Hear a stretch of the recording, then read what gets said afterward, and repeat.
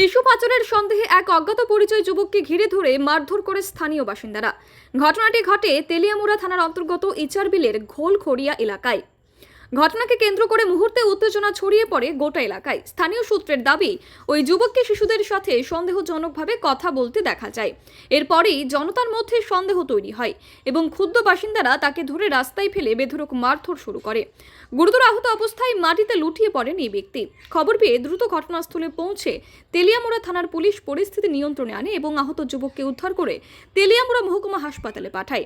Police জানিয়েছে আহত ব্যক্তি বিহার রাজ্যের বাসিন্দা, তবে তিনি কেন ওই এলাকায় এসেছিলেন তা জানতে জিজ্ঞাসাবাদ চলছে। ঘটনার পর এলাকায় এখনো উত্তেজনা বিরাজ করছে। পুলিশ প্রশাসন পুরো ঘটনার উপর পূর্ণাঙ্গ তদন্ত শুরু করেছে। ইসাবিলতে কেন হয়েছে একটা কলাই ছিল যে বাচ্চা লইয়াকে বেড়ে গেছে গা, তারপরে জনসাধারণ ফিরে ওরা দিছে আর কি। মানে বাচ্চা চোর সন্দেহে নাকি? হ্যাঁ হ্যাঁ, বাচ্চা সুসন্দেহ। তো কি আপনার প্রাথমিক তদন্ত কী ধরনের বলতেছে? অন্তত মোটামুটি এত বেশি কোনো এফেক্ট হয়েছে না, মোটামুটি মাত্রা মধ্যে একটু ব্যথা হয়েছে, এক্সরে হয়েছে, মানে রিপোর্ট যায় বোঝা যায়। আদৌ কি বাচ্চা চোর না?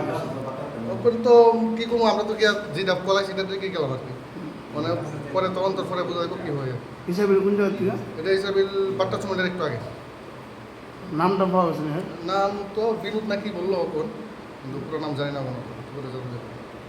ত্রিপুরা মনে হইতেছে নাকি? না না, হ্যাঁ বাইরের লোক ছিল। Bureau report, PV north east.